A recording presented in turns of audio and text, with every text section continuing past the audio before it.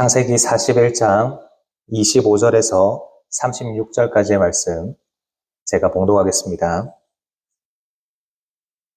요셉이 바로에게 아뢰되 바로의 꿈은 하나라. 하나님이 그가 하실 일을 바로에게 보이심이니이다. 7 좋은 암소는 7회요 7 좋은 이삭도 7회니 그 꿈은 하나라. 그 후에 올라온 파리하고 흉한 7소는 7년이요 동풍에 말라 속이 빈 7 이삭도 7해 흉년이니 내가 바로에게 이르기를 하나님이 그가 하실 일을 바로에게 보이신다 함이 이것이라. 온 애굽 땅에 7해 큰 풍년이 있겠고 후에 7해 흉년이 들므로 애굽 땅에 있던 풍년을 다 잊어버리게 되고 이 땅이 그 기근으로 망하리니 후에 든 그 흉년이 너무 심함으로 이전 풍년을 이 땅에서 기억하지 못하게 되리이다. 바로께서 꿈을 2번 겹쳐 꾸신 것은 하나님이 이 일을 정하셨습니다. 하나님이 속히 행하시리니 이제 바로께서는 명철하고 지혜 있는 사람을 택하여 애굽 땅을 다스리게 하시고 바로께서는 또 이같이 행하사 나라 안에 감독관들을 두어 그 7해 풍년에 애굽 땅의 5분의 1을 거두되 그들로 장차 올 풍년의 모든 곡물을 거두고 그 곡물을 바로의 손에 돌려 양식을 위하여 각 성읍에 쌓아두게 하소서. 이와 같이 그 곡물을 이 땅에 저장하여 애굽 땅에 임할 7해 흉년에 대비하시면 땅이 이 흉년으로 말미암아 망하지 아니하리이다. 아멘. 하나님의 은혜와 기도의 응답이 있는 새벽 되시기를 주님의 이름으로 축원합니다. 시간 본문의 말씀을 가지고 미래를 준비하는 삶의 태도, 미래를 준비하는 삶의 태도라는 제목으로 함께 하나님 말씀을 참고해 보고자 합니다. 우리는 누구나 더 나은 미래와 안정된 삶을 꿈꿉니다. 그래서 나름의 계획을 세우고 또 철저하게 준비를 하죠. 하지만 우리의 인생에는 인간의 계산과 또 준비만으로는 도저히 감당할 수 없는 거대한 파도가 들이닥칠 때가 있습니다. 오늘 본문에 등장하는 애굽의 바로 왕이 바로 그런 상황에 직면해 있습니다. 바로는 당대 최고의 권력자였고 또 그 주변에는 네로라 하는 점술가들과 현인들이 있었습니다. 하지만 하나님께서 보여주신 그 꿈 앞에서 그는 철저하게 무력해집니다. 바로 왕은 어제 본문이었던 41장 8절에서 그 꿈 때문에 마음이 번민했다라고 말합니다. 다가오는 그 위기를 감지하고 또 불안한 마음이 들기는 했지만 그 위기에 대한 해석이나 그것을 감당할 만한 지혜가 그에게 없었기 때문입니다. 오늘을 살아가는 우리도 마찬가지입니다. 예상하지 못했던 경제적인 위기가 찾아오거나 건강의 문제가 찾아오거나 아니면 공동체 안에 어려움이 찾아오는 것 같은 그런 인생의 흉년의 소식이 찾아오게 되면 우리는 바로 왕처럼 번민에 빠지게 됩니다. 이것이 나에게 위기가 된다라는 것을 깨닫기는 하지만 그것을 해석을 하거나 아니면 감당할 만한 지혜가 부족하기 때문입니다. 그래서 이제 나는 도대체 어떻게 해야 하는가? 이 위기를 피할 길은 없는 것인가? 라는 질문만 스스로에게 자꾸 던지게 되는 거죠. 그런데 오늘 본문에서 요셉은 번민하고 있는 이 세상의 권력자 앞에서 전혀 다른 태도로 다가올 미래를 마주하고 있습니다. 그는 단순히 꿈을 맞추는 해몽가에 머물지 않고 다가올 7년 대흉년이라는 그 절망적인 미래를 구원의 기회로 바꾸어 놓습니다. 그러면 우리는 이 본문의 요셉을 통해서 이렇게 질문할 수 있을 겁니다. 우리는 한 치 앞도 알 수 없는 불안한 미래, 그러나 반드시 찾아올, 언젠가는 찾아올 그 인생의 흉년을 신앙 안에서 어떻게 준비해야 하는가? 그리스도인은 다가올 미래를 어떻게 준비하며 살아가야 하는가? 오늘 이 말씀을 함께 나눌 때에 요셉이 보여주는 신앙의 태도와 지혜를 통해서 우리를 향한 하나님의 음성을 듣는 시간 되어지기를 간절히 바랍니다. 먼저 첫째로 미래에 대한 준비는 하나님의 주권을 인정하는 데서 시작됩니다. 우리가 신앙생활 하면서 가장 많이 듣는 말 중에 하나가 모든 것이 하나님의 주권 아래에 있다라는 말입니다. 이 고백은 우리의 마음을 참 든든하게도 하지만 또 다른 한편으로는 묘한 무력감이 들게 만듭니다. 어차피 모든 결과가 하나님의 손에 정해져 있다면 내가 애써서 노력해야 할 이유가 무엇인가? 나는 그냥 정해진 시나리오대로 움직이는 것뿐인가? 이런 의문이 생기기 때문입니다. 하나님의 주권을 인정한다라는 것이 마치 우리가 할 수 있는 것이 아무것도 없는 것처럼 느껴지기 때문이죠. 하지만 오늘 본문에서 요셉이 보여주는 태도는 정반대입니다. 본문 25절에서 요셉은 바로왕의 꿈을 해석하면서 이렇게 선포합니다. 바로의 꿈은 하나라. 하나님이 그가 하실 일을 바로에게 보이심이니이다. 다가오는 32절에도 하나님이 이 일을 정하셨습니다. 하나님이 속히 행하시리니. 그러니까 요셉이 다가올 7년의 풍년과 7년의 흉년, 이것은 결코 우연이 아니라 역사의 주관자이신 하나님의 분명한 계획이라는 것을 선포하고 있는 겁니다. 요셉에게 있어서 하나님의 주권을 인정한다라는 것은 아무것도 하지 않아도 된다라는 포기나 방관이 아니라 오히려 위기에 맞서서 가장 정확한 대응을 시작하게 만드는 믿음의 기초가 되었습니다. 여기서 우리가 주목해야 될 사실이 있죠. 그것은 그렇게 하나님의 주권을 인정하는 요셉이 하나님의 모든 것을 다 결정하셨고 정하셨으니까 이제 우리는 두 손 놓고 가만히 있으면 됩니다 라고 말하지 않았다라는 겁니다. 오히려 하나님께서 이 모든 일을 결정하시고 모든 일을 주관하신다라는 사실을 알았기 때문에 그 어느 때보다 적극적이고 치밀하게 흉년을 대비합니다. 운전을 할 때 차가 어디로 가야 할지를 그 목적지를 정확하게 아는 사람은 길이 좀 험해도 불안해하지 않습니다. 목적지를 분명히 알기 때문에 헤매지 않고 아주 구체적이고 분명하게 그 길을 향해서 나아갈 수 있기 때문이죠. 꿈을 꾼 당사자인 바로왕을 보십시오. 그는 천하를 호령했던 애굽의 왕이었지만 꿈을 꾸고 난 이후에는 마음이 번민했습니다. 미래에 일어날 일은 보이는데 그 역사를 주관할 힘이 자신에게 없었기 때문입니다. 이처럼 내 인생의 주도권을 내가 쥐고 미래를 통제하려고 하면 우리의 마음에는 반드시 두려움과 불안함이 찾아오게 됩니다. 하지만 요셉은 그 역사의 핸들을 하나님이 쥐고 계시다라는 것을 믿었습니다. 하나님이 역사를 주관하고 계신다라는 것을 믿으니까 그 두려운 흉년의 예고 앞에도 요셉은 두려워하지를 않는 겁니다. 오히려 그 흉년을 공포의 대상으로 바라보는 것이 아니라 하나님이 이 세상을 구원하시기 위해서 일하시는 은혜의 현장으로 바라볼 수가 있는 것이죠. 가만히 생각을 해보면 하나님께서 바로에게 이 꿈을 보여주신 이유가 무엇이겠습니까? 애굽을 벌주고 또 그 지역을 하나님께서 망하게 하시려고 그런 거였다면 그러면 보여주지 않고 심판하셨을 때 더 효과가 크지 않겠습니까? 하나님이 바로에게 그 미래의 일을 보여주신 그 이유는 7년간의 끔찍한 대흉년이 오겠지만 그 속에서 수많은 생명을 살리기 위한 하나님의 배려였습니다. 미리 알게 해줄 테니까 살 길을 준비하라는 사인이었던 겁니다.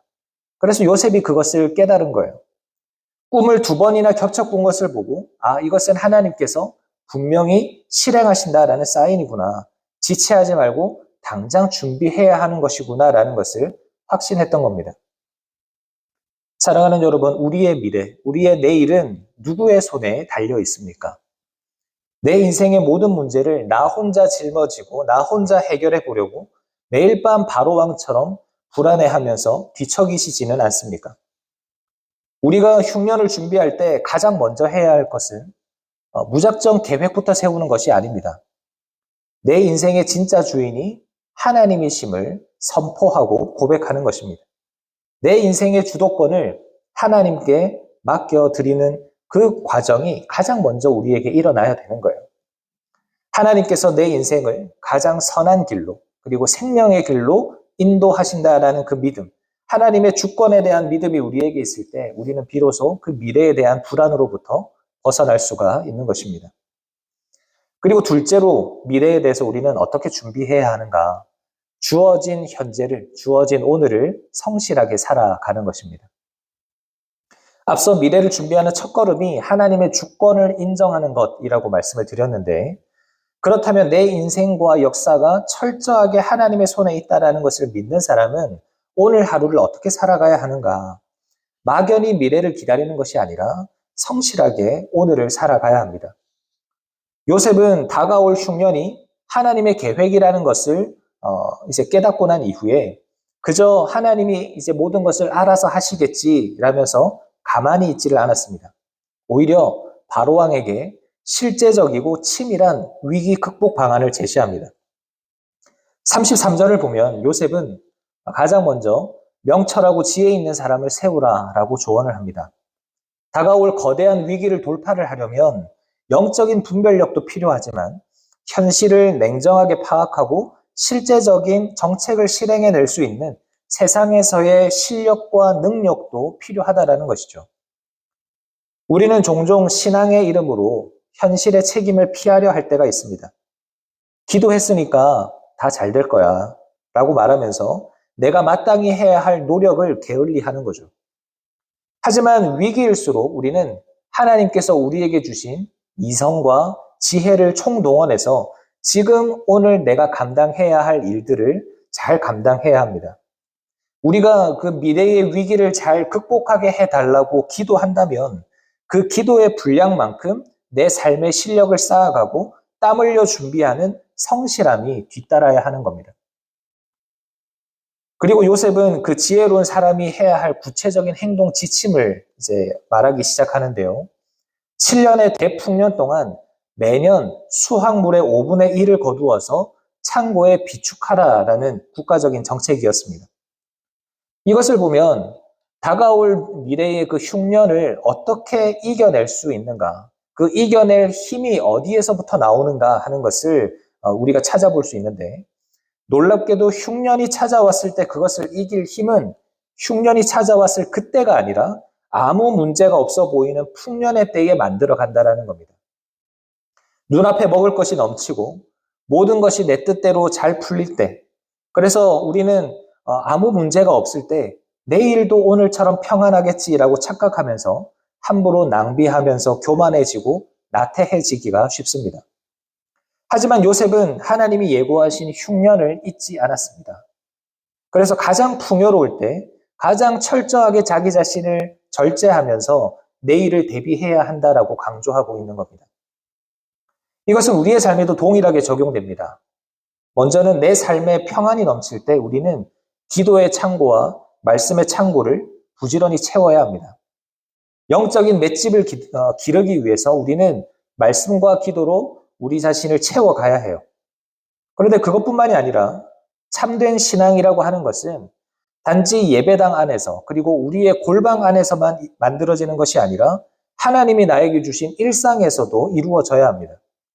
하나님께서 주신 직장과 일터와 학교와 가정, 이런 곳에서 내가 남들보다 더 땀 흘리고 내 분야의 실력을 키우고 물질과 시간을 잘 관리하는 법을 배우고 그렇게 일상을 성실하게 살아내는 그 삶이 반드시 동반되어야 하는 겁니다. 요셉을 보십시오. 요셉이 노예가 되어서 보디발의 집에 갔을 때 자신의 처지를 한탄하면서 매일을 눈물로 그냥 보냈습니까? 아니면 기도가 중요하다라고 말하면서 아무것도 하지 않은 채 기도만 하고 있었습니까?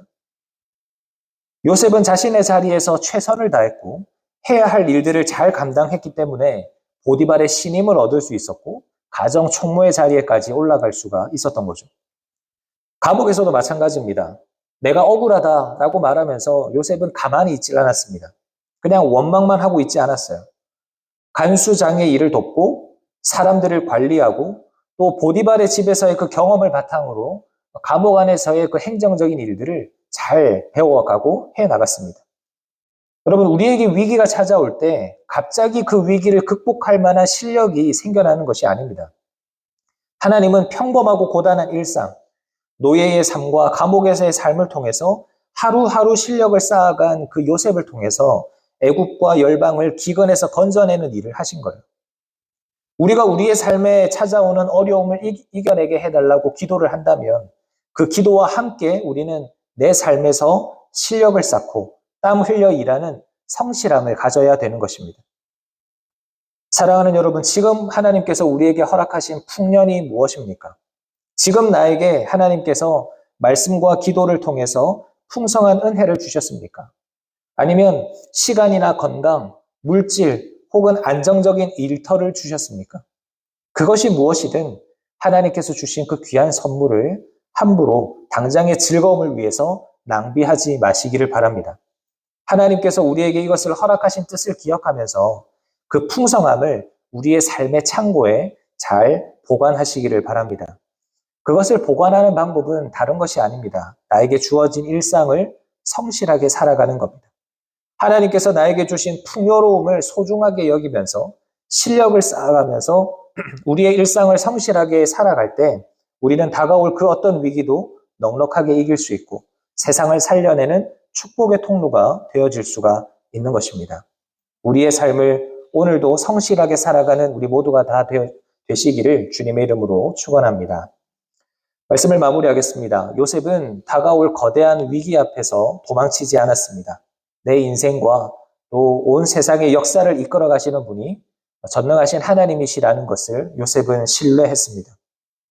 그리고 그 믿음을 바탕으로 막연히 요행을 바라는 것이 아니라 자신이 서 있는 오늘이라는 삶의 자리에서 가장 성실하게 그리고 치열하게 다가올 미래를 준비했습니다. 그 결과 요셉의 굳건한 신앙과 일상에서의 성실함은 자기 자신을 넘어서 온 열방을 위기에서 구해내는 귀한 구원의 통로가 되었습니다.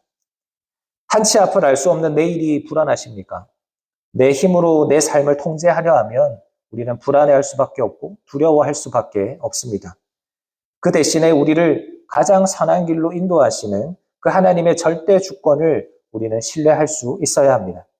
그리고 그 믿음 위에서 오늘 나에게 하나님께서 허락해 주신 그 영육간의 풍년, 그 풍성함을 낭비하지 마시고 성실하게 일상을 살아가시기를 바랍니다.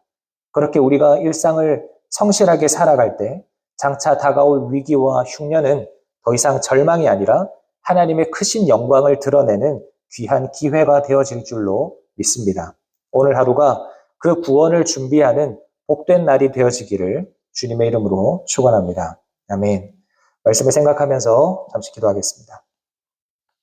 은혜와 자비가 풍성하신 하나님 우리 아버지, 우리의 삶과 또 이 세상의 역사를 주관하시는 분이 오직 하나님이심을 고백합니다. 그동안 내 힘으로 내 삶을 다스리고 이끌어가기 위해서 늘 번민하고 두려워했던 우리의 연약함을 주님 긍휼히 여겨 주시옵소서. 다가오는 우리의 삶의 위기 앞에서 우리가 더 이상 요동하지 않기를 원합니다. 흔들리지 않기를 원합니다. 내 인생의 주도권을 온전히 주님께 맡겨드리면서 주님이 우리의 삶을 가장 선한 길로 인도하고 계심을 신뢰하게 하여 주시옵소서. 또한 우리에게 허락하신 그 은혜와 평안의 때를 헛되이 낭비하지 않게 하여 주시고 요셉처럼 영적으로 늘 깨어 있어서 평안할 때 늘 말씀과 기도로 주님의 은혜를 우리의 삶에 잘 쌓아둘 수 있도록 도와주시고 그리고 나에게 맡겨진 그 일상 속에서 늘 성실하게 우리의 실력을 쌓아갈 수 있도록 도와주시옵소서.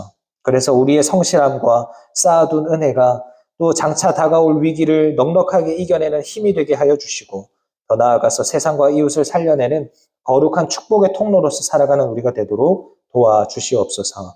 오늘도 주님의 다스리심 아래에서 성실한 하루를 살아내는 우리 모두가 되기를 간절히 소원하옵고 살아계신 예수님의 이름으로 기도하옵나이다. 아멘.